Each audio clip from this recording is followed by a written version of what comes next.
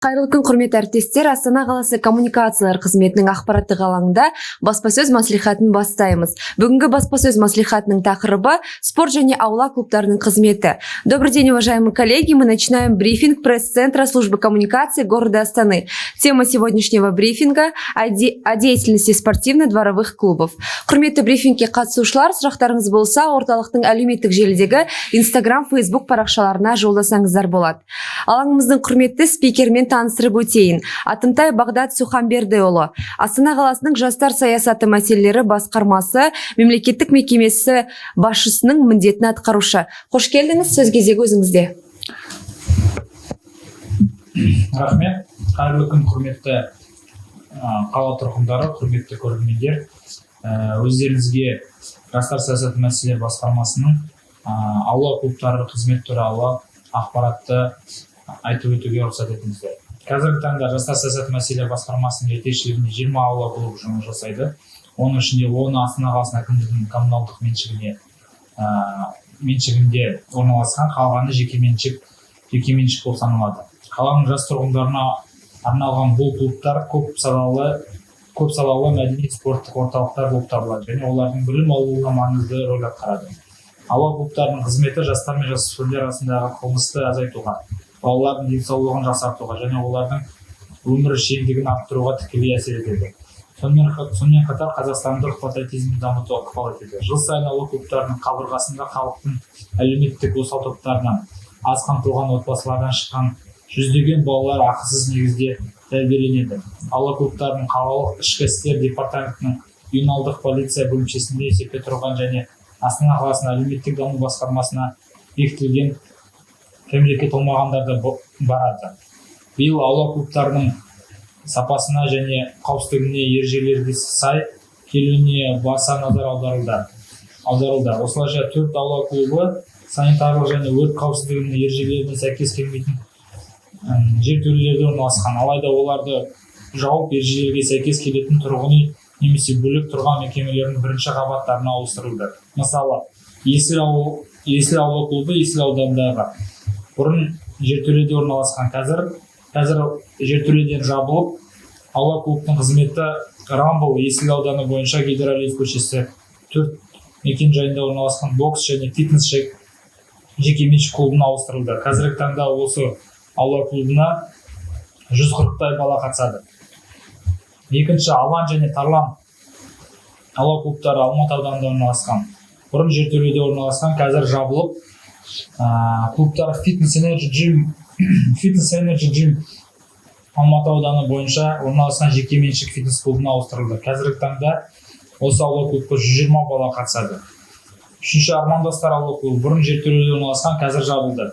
Аула клубының қызметі Алматы ауданы Мереке көшесі 1 мекен жайында орналасқан, бөлек тұрған мекемеге көшірілді. Барлығы 200 бала қатысады.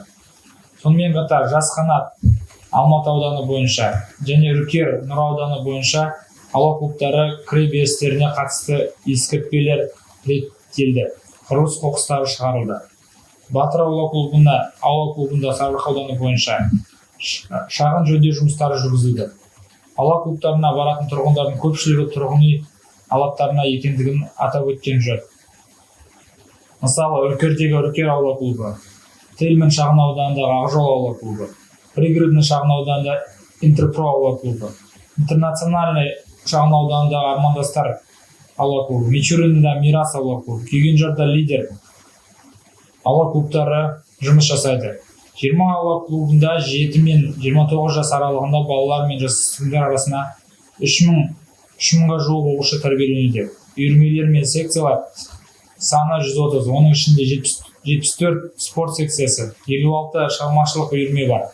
Бокс, карате, түрлі би үйірмелері, сурет салу, қолөнер, бағдарламалау, тілдерге оқыту және тағы да басқалар. Мысалы айтатын болсақ, Алматы ауданы бойынша 7 аула клубы, Байқоңыр ауданы бойынша 5 аула клубы, Есіл ауданы бойынша 2 аула клубы, Сарыарқа ауданы бойынша 5 аула клубы, Нұра ауданы бойынша 1 аула клубы.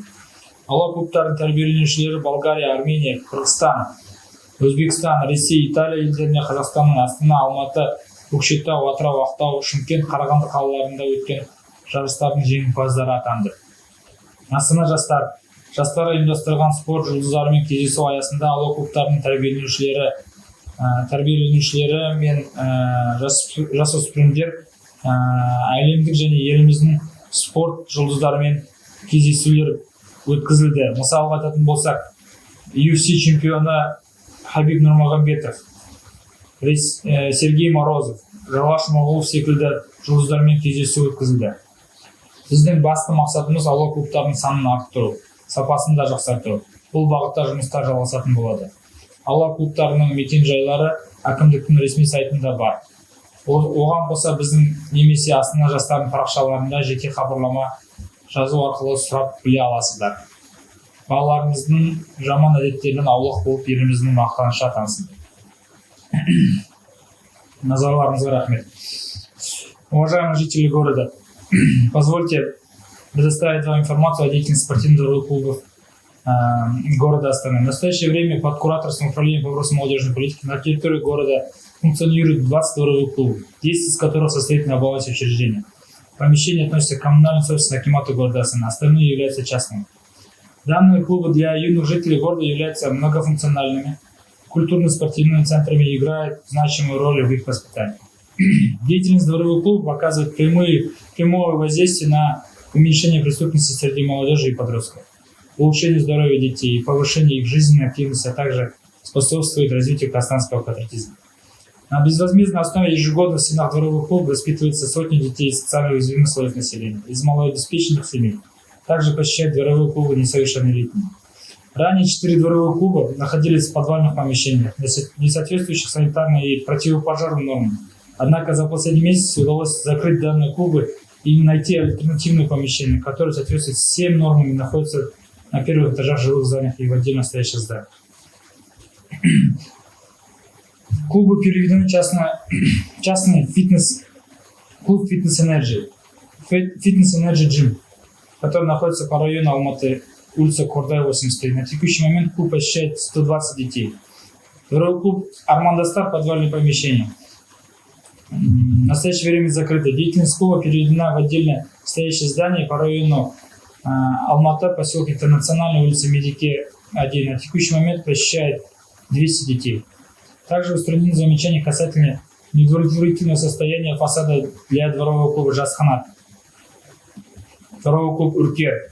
Произведен вывоз строительного мусора с сходных зон. Произведен частичный ремонт в дворовом клубе Батыр по району Сарыарка, улица Есенберга, 26/1. Стоит выделить, что наибольший поток населения, посещающего дворовые клубы, наблюдается в жилых массивах города. Жилом массиве Уркер, жилом массиве Тельмана, жилом массиве Пригородное, жилом массиве Интернациональном, жилом массиве Мичурина, жилом массиве Кювинжар и Казгородок. В 20 дворовых клубах воспитывается порядка 3000 воспитанников из числа детей и молодежи в возрасте от 7 до 29 лет. Количество кружков и секций 130, из них спортивных секций 74, кружков творческого направления 56. Такие кружки, как бокс, карате, разные танцевальные кружки, программирование, обучение языками и так далее. По району Алматы, например, 7 дворовых клубов, по району Байконур 5 дворовых клубов, по району Есиль 2 дворовых клубов, по району Сарака 5 дворовых клубов, по району Нура 1 дворовый клуб. Воспитанники дворовых клубов становились призерами соревнований в Болгарии, Армении, Кыргызстане, Узбекистане, России, Италии, городах Казахстана, Астана, Алматы, Кокшетау, Атырау, Шымкент и Караганда. В рамках встреч со звездами спорта, организованных Астана жастары акимата города Астаны, воспитанники дворовых клубов приняли участие во встречах с лучшими представителями спорта, такими как Хабиб Нурмагомедов, Сергей Морозов, Жалгаш Моғолов. Наша главная цель – увеличить количество и повысить качество наших дворовых клубов. В этом направлении будет работа продолжена. Адрес дворовых клубов размещены на официальном сайте акимата города. Также вы можете написать нам или Астана жастары в личные сообщения для получения дополнительной информации. Детишкам нашим желаю, чтобы они избегали вредных привычек и чтобы были гордостью нашей страны. Спасибо. Уважаемый Бағдат Суханберліұлы, спасибо за ваш доклад. Құрметті әріптестер, сұрақ-жауап кезеңіне көшеміз. Тағы да айтып өтейік, бүгінгі тақырып спорт және аула клубтарының қызметі жайлы.